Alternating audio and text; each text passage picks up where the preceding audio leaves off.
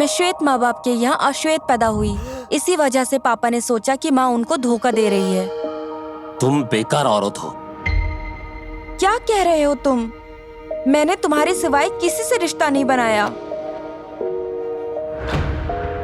लेकिन मेरे पिता को उनके एक शब्द पर भी विश्वास नहीं हुआ। उन्होंने हमें घर से बाहर निकाल दिया। मैं तुम्हें और तुम्हारी नाजायज औलाद को बर्दाश्त नहीं कर सकता।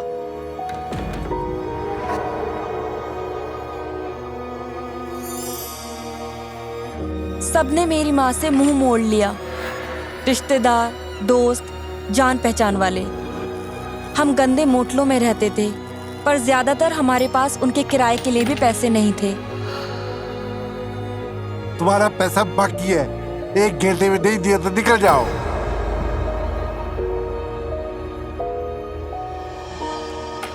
लेकिन मेरी माँ ने हिम्मत नहीं छोड़ी। उसने सख्त मेहनत की ताकि मुझे अच्छी से अच्छी शिक्षा मिले।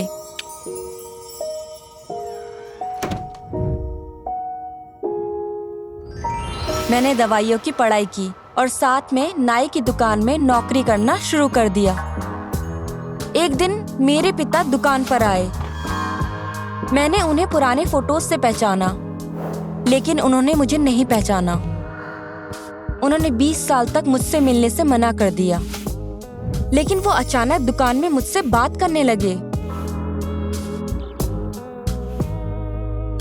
क्या तुम्हारा कोई दोस्त है या मुझे तुम्हें किसी से चुराना नहीं पड़ेगा? चलिए घूमने चलते हैं और पता करते हैं। कुछ दिनों बाद हम बार में मिले। वो मेरे लिए शराब मंगवाते रहे, जिसको मैं पीने का दिखावा कर रही थी। लेकिन असल में मैं गमले में ग्लास खाली कर रही थी। जब वो नशे में चूर हो गया तो मैंने शराब उसकी कमीज पर गिरा दी।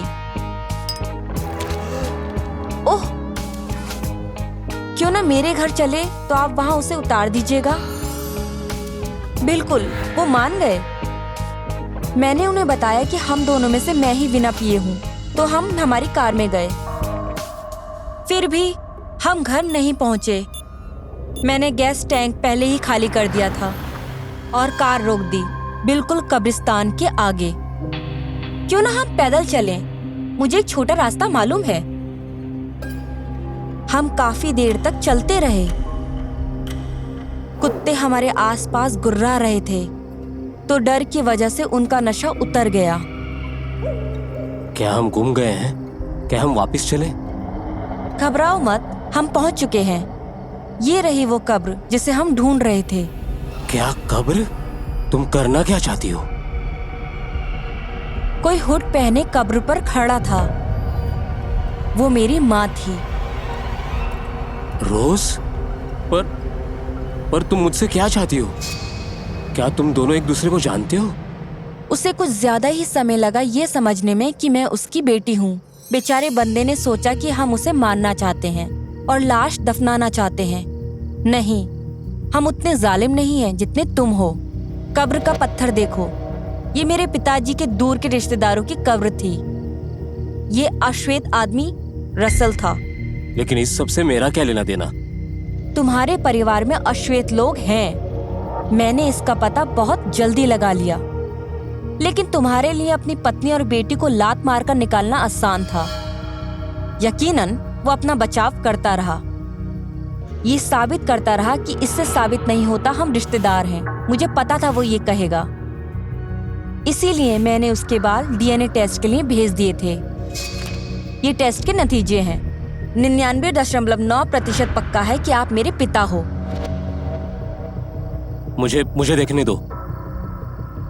मैं आपके वकील के पास भेज दूंगी। अदालत ने कहा कि मेरे पिता को उतना खर्चा देना होगा जितने साल मेरी माँ और मैं बिना सहारे के जीते रहे। उनके पास पैसे देने के लिए नहीं थे, तो हमें उनका घर मिला। वही घर जिसमें से उन्होंने हमें 20 साल पहले निकाल दिया था। हमने जगह बदल ली।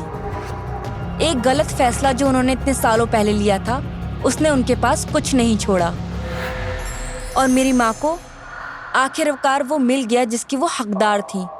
याद रखिए, फैसला लेना कोई मुश्किल नहीं होता, लेकिन उसके परिणाम भुगतने पड़ते हैं।